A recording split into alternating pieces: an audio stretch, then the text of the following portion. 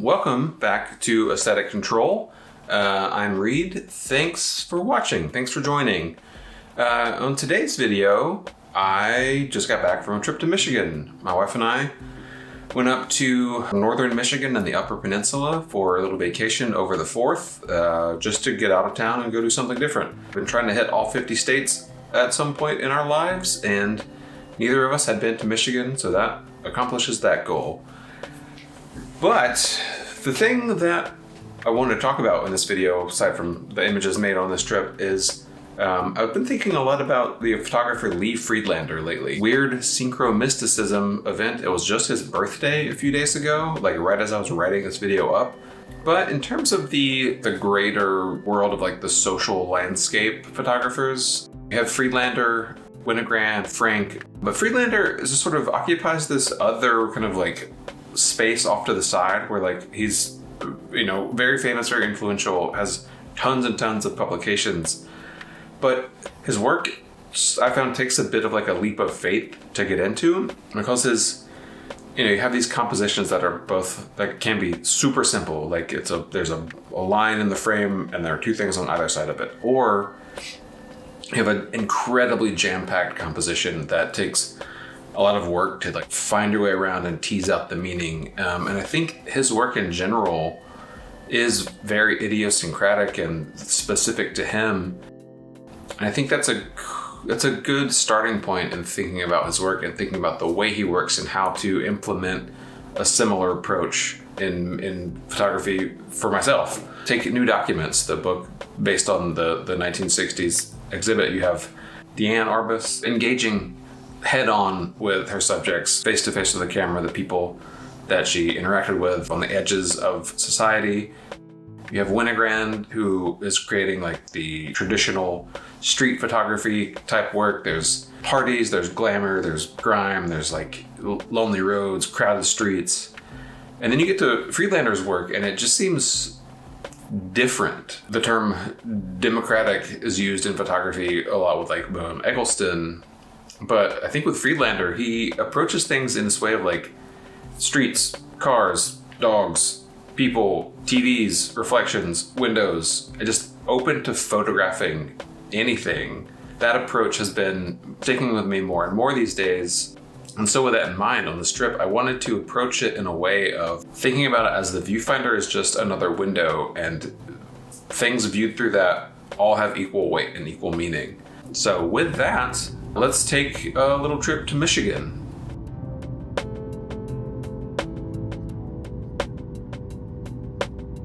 Day one, the travel day, nothing to report, which is actually kind of the best you can hope for with air travel these days.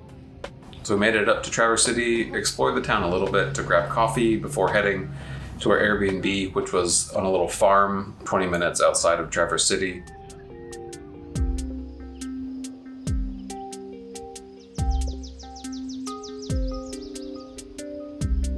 We explored the farm for a bit and then made our way out into the world to just drive around for a while, see what was out there. Eventually ended up at dinner at a place called Farm Club, which was a nice little super local spot that did lots of different like veggie forward dishes, and it was great.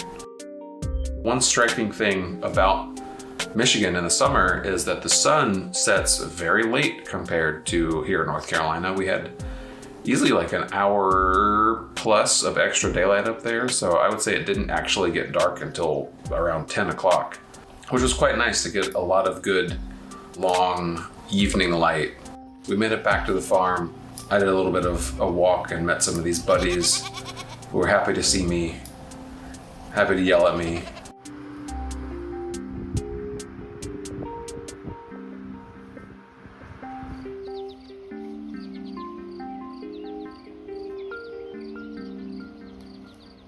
So day two, that was the 4th. We got up early and headed out to a national lakeshore, Sleeping Bear Dunes out on the western coast. Quite beautiful, these huge dunes overlooking this beautiful blue, very clear water. It's apparently a $3,000 plus rescue if you get stuck down there, so we opted to stay near the top. On our way back to Traverse City, we stopped off in another little town just to explore. Found this really cool tile artist's space that we popped into for a minute.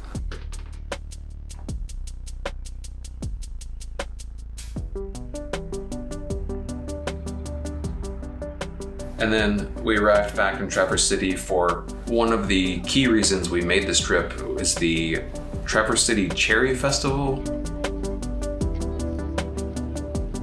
It's a whole thing, very county fair vibes that we took in for a while, but the main reason to go on this day was the cherry pie eating contest and the cherry pit spitting contest, both of which were very bizarre.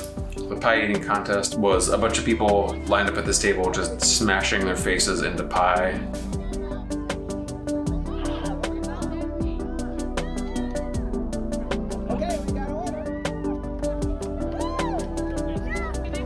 Get set, go! There they go, you can cheer them on. Gotta remain seated.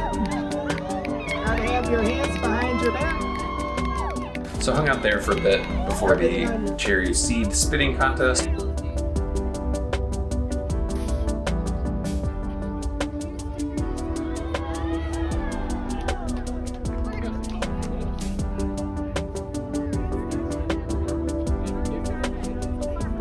So after we left the Cherry Festival, we made it up to Mackinac City to stop and take in the wonderful sights that that town had to offer.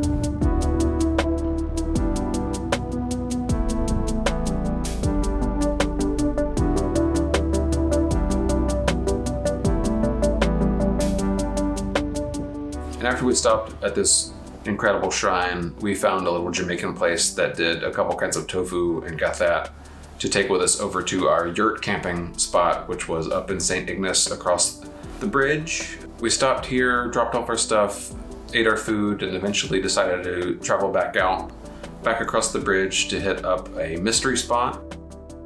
There are a few of these around the country, just total tourist traps, but they're pretty fun and pretty stupid, so we stopped here for a moment. And then eventually we're making our way to a dark sky preserve that ended up being rained out, so we missed out on that and headed back to our yurt in the rain. We got up, hit the town to get coffee and fuel up, and headed up to Pictured Rocks, sort of on the southern shore of Lake Superior, up on the northern part of the Upper Peninsula.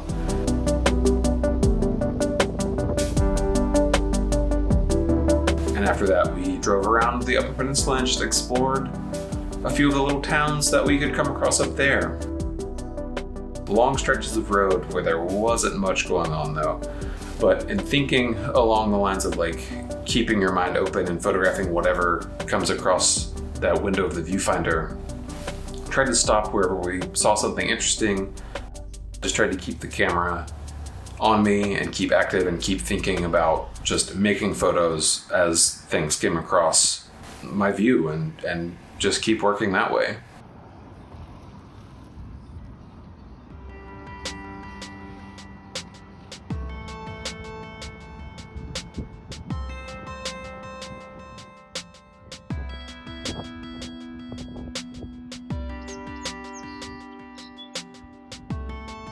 So eventually we made our way back to the campsite and enjoyed our gourmet meal. We were able to cook with the hot water kettle that was in the yurt. Sometimes you just gotta go with what you can find at the co-op. But the next morning we got up, packed up our stuff, and made our way down to the little town of St. Ignace. Got some coffee, saw some of the local art there, this mural that who knows how old it was, but I thought it was pretty fitting since we were jumping on the ferry to go over to Mackinac Island, which was part of the reason we wanted to take this trip, to go explore this place that we have heard about and that seems interesting. The ferry was a pretty speedy rather than leisurely, so not much time to make many photos, but the few photos I was able to make, I'm pretty happy with.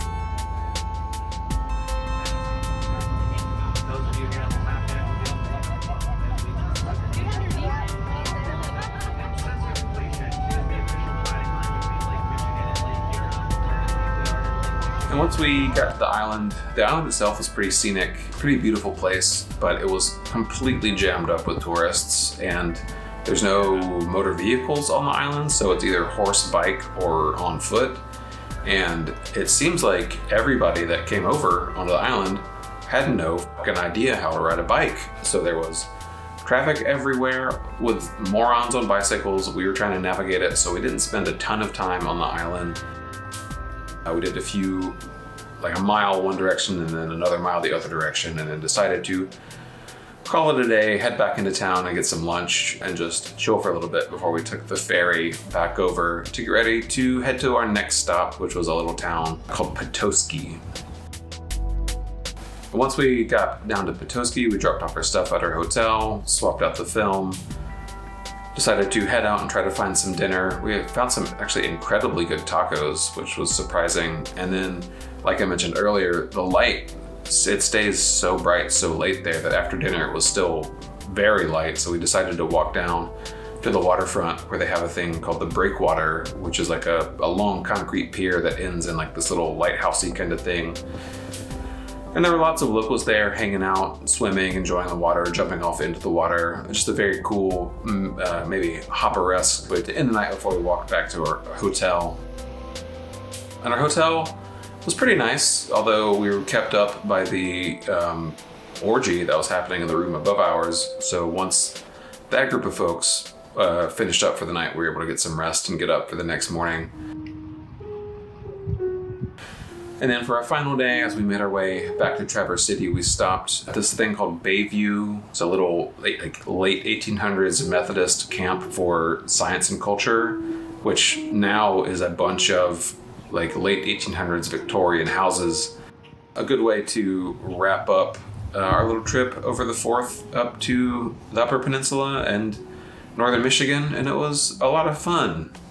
And so to tie this all back together, thinking about Friedlander and thinking about working this way of giving everything equal weight as it enters into the frame and using the viewfinder as a window just to view the world through.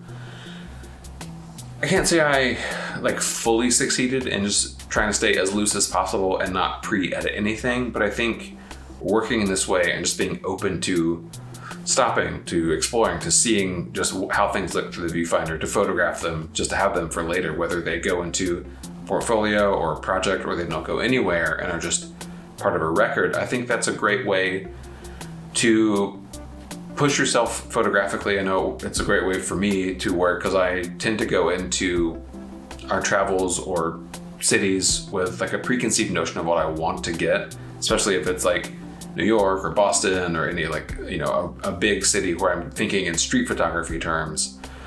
But on like a road trip like this, just being open to seeing what passes by, stopping the car, getting out, just seeing what's out there. I think that's a great way to keep building a body of work over time, is just being loose and, you know, thinking of whatever passes through the viewfinder is worth consideration. And I think that's a good way to keep working and keep thinking and keep shooting. So yeah, thanks for joining me here on Aesthetic Control. As I said, I'm Reid. Information below to follow along on Instagram, things like that. Thanks for watching, and we'll keep these videos coming. Appreciate it. Bye.